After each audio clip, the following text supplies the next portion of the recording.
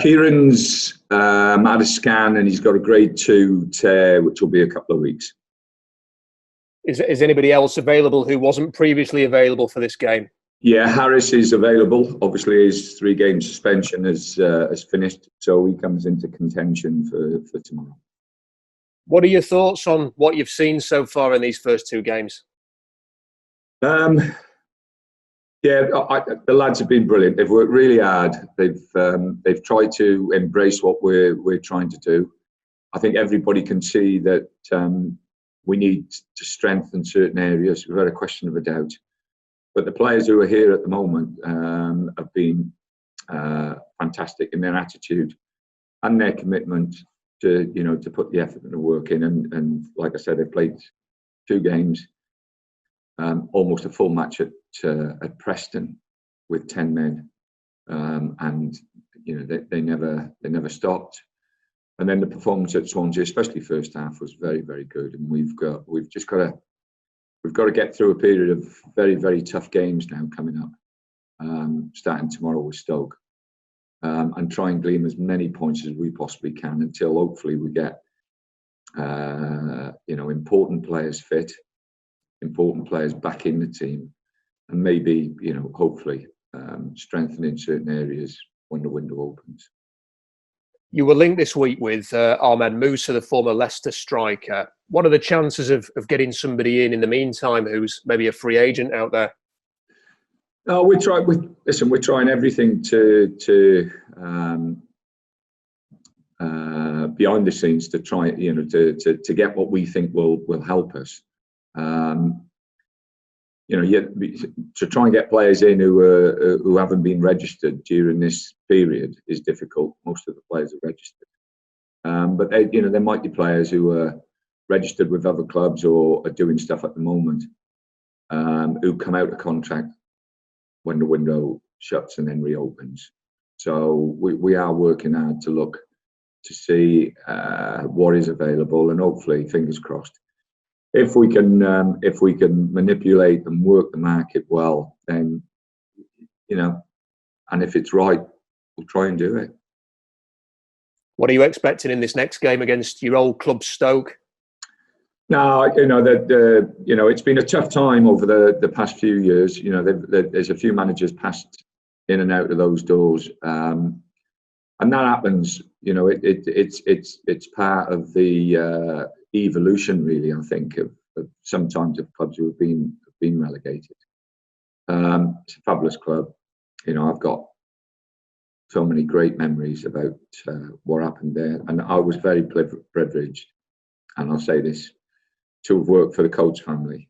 Peter, John, Denise, the people who've put the money into that football club and built the football club are just wonderful people. We're just talking about them upstairs, and the stories I can tell you about Peter and the family, are just wonderful. They've been very successful in the business that they've set up. But their love for the football club is there for everybody to see, and they put millions into that football club, and I've put millions and millions into that football club. And the supporters were fantastic supporters. They were absolutely wonderful to me when I was there.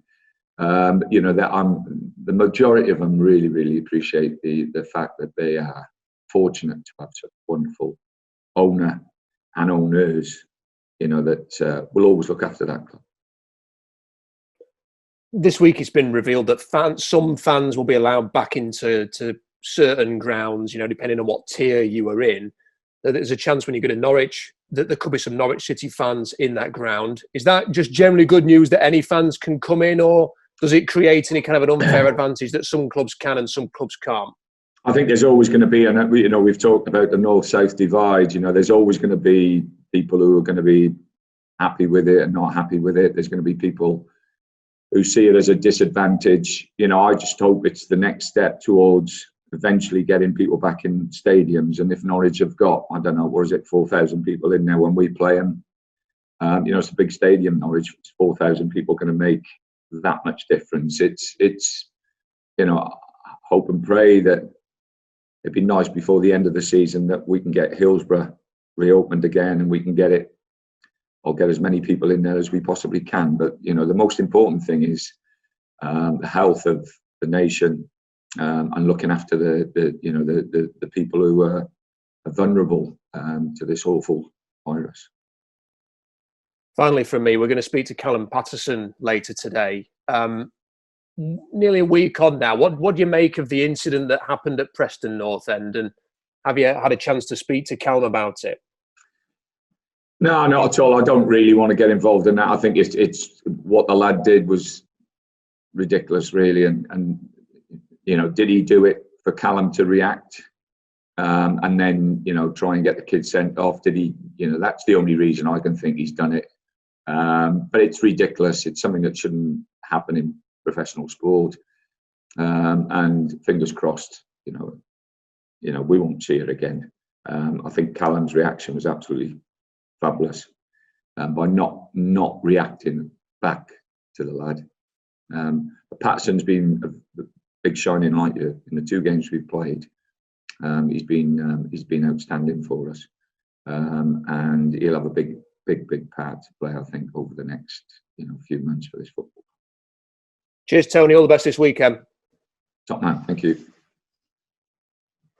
Hi, Tony. On Callum Paterson, you mentioned in your first press conference you weren't quite sure where he was going to fit into the team. Are you closer now to knowing exactly what his role will be? He's got so many strings to his bow. It's if we get it all fixed and we get an identity to the team, which takes longer than 2 weeks to do. I'd love to see Callum arriving in the box late. I think he's brave. He attacks the ball well, and I think he'd score goals. I think he'd get you 10, 15 goals from midfield, and that's something that every club in this league would love to have. So he's got the energy and he's got the ability to time his runs. Obviously, playing up front, he does and has done fantastically well for us. I'm not so sure that's his real position, and not a position that I would want from my team. That type of player sort of like playing there. It was a lot of hard work for whoever was up front on Wednesday night and indeed on Saturday to get involved in the game. In terms of doing that better over the next few weeks, is that about service? Is that about the players being more active? How do you see that area of the pitch? Well, first half I thought we controlled the game against Swansea, and I thought we played some good stuff. The problem that we've got at the moment is that for all of the openings we created, we just didn't have the pace up there and the power. To play balls forward. And I think Ricci and Barry at times were in really, really good passing positions. But, you need those options, and we didn't have those options. And that's without Harris, without Windass, without those sort of players in your team. The modern game is about pace and power up front. If you look at Liverpool, well, look at all the top teams now, the pace and the power of their forwards, they're good footballers, but they're always wanting to run behind, they're always threatening behind, and they're always taking you back towards your own goal. And at the moment, like I say, without Harris and Windass within the group, the first team group, we've it's sort of like stopped. We are stopping at a point and not going on, and that's very, very important for us to address. Obviously, a big challenge this week, just because of the short turnaround. Realistically, how much can you do to prepare for Saturday in the time you've got? Yeah, I've mentioned it. I don't want people to think I'm, being negative about the amount of games that we have to play, because that's part and parcel of the whole virus setup. We have to, get these games done and finished. But what I find strange is and disappointing is that you can give such an advantage, and it's not, my old club Stoke, and I think the world of Stoke. It's not because it's Stoke; it's because it could have been anybody. For us to travel and get back Thursday morning at 3 o'clock in the morning, and Stoke had played their game the day before at 7 o'clock at night. The advantage that they've got in respect of time and recovery is too big an advantage in my view. And if you're going to do, why play 2 away games on the bounce when you could do home and away, home and away, home and away? And it evens it all out. These people have to understand that to get from, they most probably don't understand it, but to get from Sheffield down to Swansea and back takes quite a long time. And, it does. It messes everything up. Yesterday, a complete day of recovery. Today, we've allowed them to sleep in. They're not going to report till 12 o'clock, and we'll spend most of the time really, in the treatment room, just doing recovery sessions for tomorrow's game, which will be a tough game. Absolutely, and you faced many times Stoke since you left. At what point does it become just another game, or are the emotions still there? Of course. Now, that club will never be just another club for myself, because I spent so many years there, and I've got so many friends. Obviously, I've spoke about Peter, who is just a wonderful, never mind chairman, just a wonderful man. And the Coates family, the money, the millions and millions of pounds they've invested in that football club, and the way they've invested it, the infrastructure, everything, and the way they've backed the managers. There's been a revolving door there for a while in respect of managers. Hopefully they've got the right one now, and they'll stick for a while. But they've backed all the managers. Every manager that's come in, you have a look, and to their credit, they've given that manager the opportunity, the chance to bring his players in, to put his identity on the team, and it just hasn't happened. And it hasn't been their fault at all. It's been other things and other reasons. And it's a wonderful football club. Like I say, I've got so many friends there around the place. When you spend, nearly 10 years in that area, you build up great friendships. And we had a great time on the pitch, never mind off the pitch. It was fabulous, yeah. Just finally from me, Dominic Iorfa, how far away might he be from being involved? Yeah, Dominic's getting closer, and we're going to have to see over the next 7 days. What I don't want, and I'm desperate for him to play. I'm desperate for, Windass to be in the team. Dunkley, Iorfa. We're not going to get Flinty and Marriott back, so for a long time. So I'm desperate to get them all fit, but we mustn't put them in too early and then lose them again for a big period. And the balancing act is so difficult, because as you see, with your own eyes, we're playing Saturday, Tuesday, Wednesday, Saturday, Tuesday, Wednesday, or whatever it is, whether it's a Tuesday or a Wednesday. And the games are just flying through, and you've got to be very, very careful with these players. Morning, Alex. Just a quick few from me. Obviously, the last couple of games have been your first experience of empty stadiums. How have you found that? And everything, I guess. The experience of not playing in front of fans. It's been quite interesting, actually. I walked out at Swansea the other night, and I said to the lads, it's like walking out to a reserve game. That was the first time. The Reading game, the Preston game came quick for me, and it was just something that flew past. Walk out and there's no atmosphere, no crowd. It's completely different. Are you still there, Alex? Yeah. I'm still knocking along. Yeah. I wondered from a personal point of view, in terms of your media commitments, doing stuff over Zoom and all that sort of stuff. How has that sort of change been from your point of view, jumping back in after 18 months? Yeah, well, I was doing, or I did quite a bit of stuff when I was out of work with the media. So I did a few Zoom conferences with different people in different sports. It's different. I prefer to talk man to man and talk through a blinking machine. But that's where we are at the moment, and you can't do nothing about it. You just got to get on with it. There's a couple of players that have been sort of in and out of the team that a few, I think, supporters are keen to hear your views on. What have you made of Matt Penny so far? No, the difficult thing for me is that you're actually.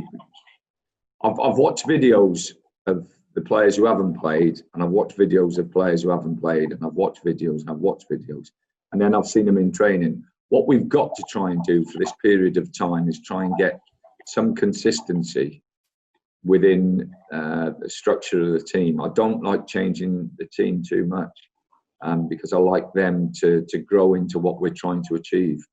I think there's a blinding, obvious component missing within the group, and I think most supporters will see that, and most people out there will see that, and that has to be. We've got to do our damnedest to try and fix that. But the players' attitudes have been fabulous. Honestly, they've worked so hard and they've been so together in the 2 games we've played.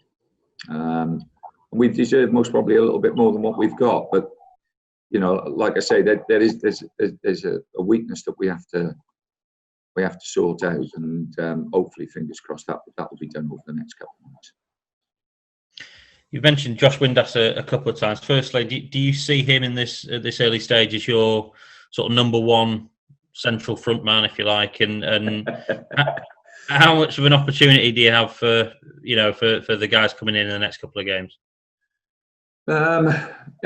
Things ebb and flow. Obviously, we didn't think Josh was going to be missing games, and then he gets sent off, so he misses 3 games. Which is we've got to sort that out. I was really disappointed to find out that the club had already had 4 players sent off at the beginning of the season. That's been spoken and that's been dealt with, and I'd hopefully, fingers crossed, touch wood, that situation has changed. So we've put rules in place for that.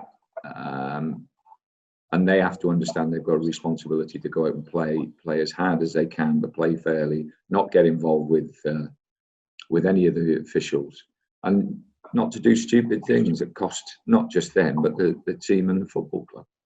So the discipline that maybe was lacking a little bit, we've tried to put that back in. But everything, you'll know, Alex, everything that you do over 2 weeks, and the things that we are trying to do, it's difficult because you're trying to throw so many different things at the players, that sometimes, it does go over their heads, and it does pass through even the staff. It's difficult. It's always been a difficult situation to do, and I've done it on numerous occasions where you go into a football club halfway through a season. This is different. It's a little bit further down the line, or not as far down the line as the other club, maybe. But it's difficult because all the place is set in its ways, and you go in and you say, "Well, I don't want that. I want this." The training, the preconditioning stuff, everything that you look at, the medical side of it. I've been used to working in a certain way that's I think been beneficial for clubs and beneficial for players. So I'm trying to put that all together as quickly as I possibly can. The staff here have been fabulous, and they've really bought into. We've sat with them. Actually, going to have another meeting with a group of them today after this Zoom. They've actually taken on board what we want to try and do and what we want to try and achieve. And one of those big issues is muscular injuries, Alex. I think we've picked up too many muscular injuries. There's a reason for that. And I think we've most probably identified the reason. That has, hopefully, fingers crossed, that will help. But you're always behind the game, and you're always trying to catch up, and we certainly are behind the game at the moment. But as I've said, the club is a wonderful football club. It's got great tradition. It's a smashing city. I'm disappointed that I've come to a vibrant city, and with the COVID and everything else, you just don't get the feel that hopefully one day I will get. It's tough at the moment for us, Alex, because you don't sleep. You don't sleep. You're thinking about one thing and then the next thing and then the next thing, and obviously with the injuries and the suspensions, it's been a tough 2 weeks. It's certainly knocked the dust off me in a certain way, and got me back to realising what football management is about. You mentioned you've identified the reason behind the soft tissue injuries. Is that something you can tell us? No. I think the soft tissue injuries are the same everywhere. I think there's certain things that I always believe that if you can get certain things in place, it will help. It won't stop it. There'll be soft tissue injuries, and I'll be going mad with people if we get them. But it's got to start right at the beginning, Alex. You can't just go in and say we're going to do this. Over a period of time. Now we're hoping that we put in place something that the doc and the physios and everybody else understands, and they've been good. Some of them have questioned reasons, and it's good. And being in the game for a long time, I want people to question what I'm doing. I want people to ask, is it right to do certain things? And let's discuss it and let's go through it. And hopefully everybody buys into what we as a management group are trying to bring to this football club. I want a very, very fit, organised, disciplined, positive team that plays on the pitch, and I want a very positive, front foot looking group of coaching staff, medical staff, everybody connected to the club, positive, looking forward to lifting the cloud and taking the cloud away, and working out for a chairman who I spent,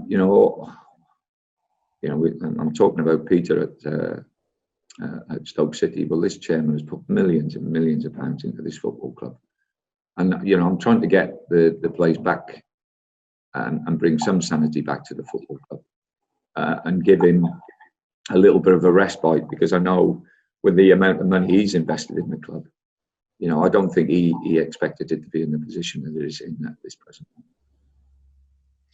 Just a quick one on Stoke. I think your name was sort of half mentioned the last time the job was up. Can you tell us if there was anything in that? Did you have conversations with the club, or? No, I think I've made it clear that my 10 years at Stoke was just extraordinary, and to go back there and try and do it all again, or to try and do stuff, is difficult for me, because I'd almost achieved everything I wanted to achieve there.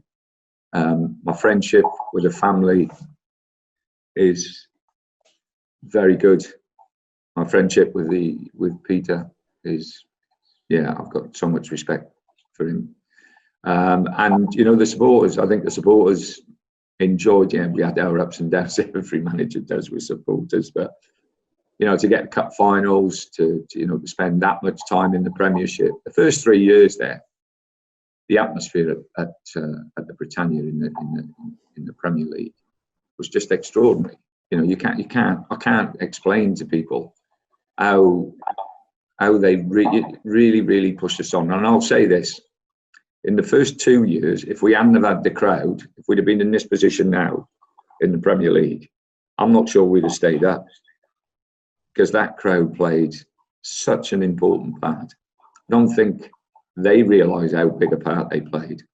After that, obviously, we built a squad that was really, really good enough. And when I look back at the players that we had there, and the more you move away from it, and the more time passes, you look back at the number of players that passed through that football club in the Championship when we got promoted. I've spoke to John Parkin, who's up. I spoke to Richard Creswell, who's up. We can have a coffee when things open up. They've stayed friends. I've stayed friends with most of the players, who were just fantastic all the way through. It's just wonderful, a wonderful period in my life, and hopefully a lot of people Stoke, the supporters, will always remember it as a very, very positive and enjoyable period. Very last one from me. I don't know how I'm doing for time, but did you ever meet Diego Maradona? No, I never met him, but I watched him on a lot of occasions. Maradona, I think, won a league title for Napoli by himself. I don't think anybody else in the world could have gone to that football club and driven them on to win a title. Maradona won a World Cup with Argentina And I don't think any other player, and no disrespect to Messi, Messi's had the opportunity and the chance to win a World Cup with Argentina. And I think maybe a couple of the teams Messi's played in were better than the teams that Maradona played in. He was one of the greatest players I've ever seen. He had obviously loads of problems and issues away from football, which happens unfortunately to some of the great players. But as a footballer, his balance and what he could do with the football individually and collectively was just extraordinary. And he will be one of the greats of all time. Cheers, Tony. Good luck tomorrow. Thank you.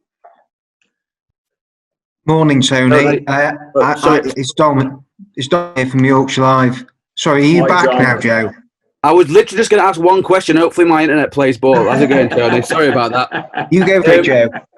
Cheers, Dom. Just a very quick one. I just wanted to ask about Barry Bannan and the captaincy. You said you were going to have a chat with him. What have you sort of said to Barry about that captaincy, and what are you looking for from him? No, my talk to Barry is, I think Barry's big influence in the dressing room. He's been an outstanding player for this football club.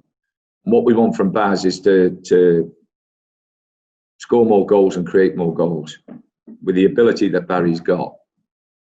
If we can get him up the top end of the pitch a little bit more, then I think, the ability to see a pass, to make a pass, and the wand of the left foot that he's got, can we, because the team needs goals at the moment. We haven't got goals in the team. That's there for everybody to see. And we need Barry at this present moment to see if he can get in that final third a little bit more. And even against Swansea first half, when we were pretty dominant, there was opportunities and chances that Ricci and Barry, who were technically two of our best players, really had the opportunity to drive forward and commit people to either shoot themselves or play people in. And the tendency was to come out and keep the ball and play backwards, square and sideways. Barry's better than that. Ricci's better than that. I was pleased Ricci got a goal. I now need Barry to get a couple of goals. And, that's what I want from him, because I think, I've talked about Paterson. I think Paterson can get goals. I want people to believe that, that they can get and score. Now, to do that, your fitness levels have to be very, very good, because we're asking them to get in the box and then get back, get in the box and get back. But those three, their running stats over the games have been the highest. So they have got the capability to get there and back, box to box. But no, he's a good player, good lad, Barry, because I had him at Palace as well. And at Palace, really and truthfully, we didn't need that type of player to, with Balassi and Punchin, two very, very good players. Shamak played as a 10, was an extraordinary good player. We took him from Arsenal, and Shamak was better than a lot of people thought. And then we had, obviously two warriors in there, Ledley and Jedinek, who were strong. So it was difficult for Baz to get in that team. But around the fringes, he was a great lad, always trained properly. And, coming into the football club here, it's always nice to see a face that and you've worked with and you can speak to. And he's been very good.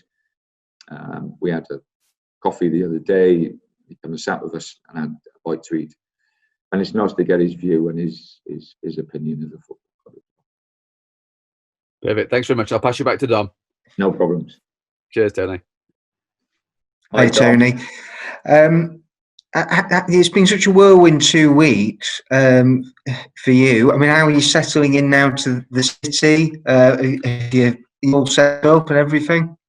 No, there's so much work to do to get what we want to get, and we can't do it overnight. And the frustrating thing is obviously we've got so many games coming up over the coming weeks that you haven't got time. You've got no game or practice time on the pitch to sort out things. We want to work on set plays a lot more. We want to work on, especially the forwards, in respect of changeovers and where we want them to be. I felt the football we played the other night against Swansea was good. But the midfield players need targets. They need runners. They need players to play to and play off. So all that, Dom, takes time. The attitude of the players, Dom, has been absolutely fantastic. They've been really, really good around the place. There's been a real good spirit, a good group. Yes, there's obviously areas we have to improve, but it's a good club, Dom. You've been here. It's a good club, and it just needs needs a lot of work to get it back out of the problem that we're in. And it's not going to be easy because the Championship is such a tough league. How concerned are you about the points gap between yourselves and the relegation zone? It went up to 5 the other night. How important is it that the team get back to winning and get that confidence from a win? The important thing is that we stick in it and keep doing what we're doing. We played the other night without really, without Marriott, Windass, without Harris.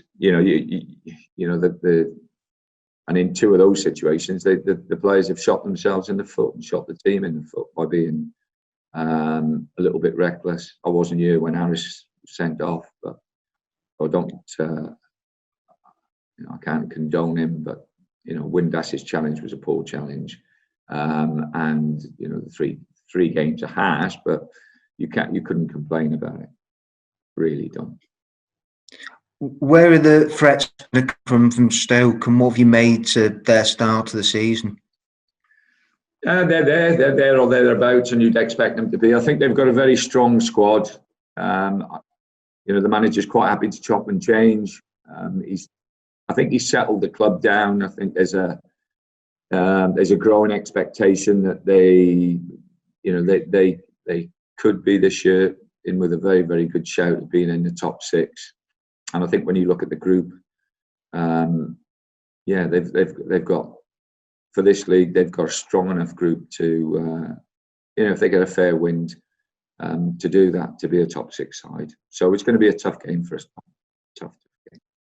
Tyrese Campbell's been in great form for them. How vital is it that you keep him quiet?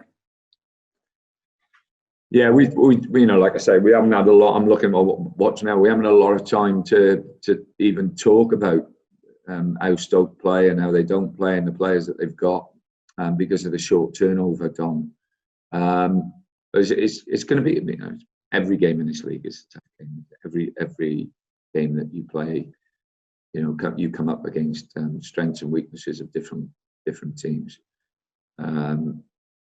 They're a big, strong side. They know what they're doing, and like I said, they've got a good manager who did fantastic for Northern Ireland. And he's gone in there, like I say, he settled the boat, he settled the ship down, and they seem to be turning in the right direction. Bit of talk in the last 24 hours about Boaz Myhill potentially coming in as goalkeeping coach. What's the situation there? Yeah, we've spoken to. I've worked with Bo. Bo was at West Brom with me, so I know him as a lad. He's a fabulous lad. Really just wanted to know what his situation was. And then, West Brom, obviously he's working at West Brom, and he's quite happy there. And we wish him all the best. But there's other options, and I'm more concerned about Stoke at the moment than anything else. I'm more concerned about looking at the strengths and weaknesses of the team. I'm more concerned about trying to get everybody at the football club, pointed in the right direction myself. So we know that, that every game we go into, we're going to try and do our damnedest to get a result, which is vital at the moment. Last one for me, Tony. On the 5 subs came in or back last week, where do you stand on that? For a person who started with just 1 sub, it's amazing, Dom. You have a look, you go back, and when I played and there was just 1 substitute, I can't remember ever 2 players getting injured on the football field and a team finishing with just 10 men because 2 players are injured. It never happened. Now we've got blinking, we can change half the team. It's just extraordinary. It's the way football's going. You know, it's a mad world. It tickles me at times to think that you have to do things like that to protect players. We played in the streets every day. You did most probably the same. Summer holidays, you would get out there about 9 o'clock and come back in about 5 o'clock. And you know, we didn't get injured or hurt or anything like that. Football's football, and the world's the world, and the world's spinning in a lot of different directions than what it was when I was younger. And you have to spin with it. If you don't, then you know you fall off it. And if they go with 5, if they go with 6, if they go with 7, if these people want to do it, then fine. That's part of it. I don't think it's necessary. The big clubs do, and the big clubs, and you'll find even with the clubs who have got stronger squads in the Championship, that they prefer it because it suits them. And the bottom line is, don't forget what anybody says about it's good for football. It's good for the individual clubs who want it, and they're usually the big clubs. That's great. Thanks, Tony. And they always get what they want eventually. Tony, Ben from The Guardian, hope all's good. Can I just ask you Hi, a couple Ben. I know you're okay. yeah, good. I think you said last week about some sort of similarities in terms of when you first walked through the door at Stoke and what you sort of got at Hillsborough. Do you mean purely sort of in terms of the predicament the club finds them in, or sort of wider than that, Tony? No, the same. You know, there was a foreign owner. Gunnar Gudlason was the chairman at Stoke. It wasn't Peter at the time. So the communication between myself and him was important. The communication between myself and our chairman is important, and it's from a distance. So, you know, having had the experience, I think it helps. And the similarities, yes. You know, we had to change things at Stoke that year to stay up, and we stayed up last game of the season against Reading. We beat Reading 1-0 at home. Adi Akinbaye scored the goal. Chris Greenacre made it. And we managed to stay up. And, you know, I just hope we can do this a little bit quicker than what we did when I went into Stoke. I'm not sure my heart will stand that sort of pressure anymore. I was going to say on that, obviously you had some time out. How nice was that? And did you kind of feel you needed that? And I don't know, do you feel sort of refreshed because of it, Tony? I know you went to see some wonderful places. Yeah, we travelled. Obviously, we have family in my son's in America with Beckham's franchise in Miami. So it was nice to go over and see my 2 grandchildren. And it was nice to go to South Africa. I've always wanted to go to South Africa. It's been a country that I've always admired in lots of ways. And especially since apartheid, you know, you see what Mandela did there, and the way to go over there and see the way the country is. And it's a fabulous country. It's a wonderful, wonderful country. And we travelled quite a bit through there. Had a good month out there. Enjoyed it. And I did all sorts of things I wanted to do. And yeah, you know, eventually, obviously, we'll go back to that. We couldn't do what we wanted to do this year because of the virus.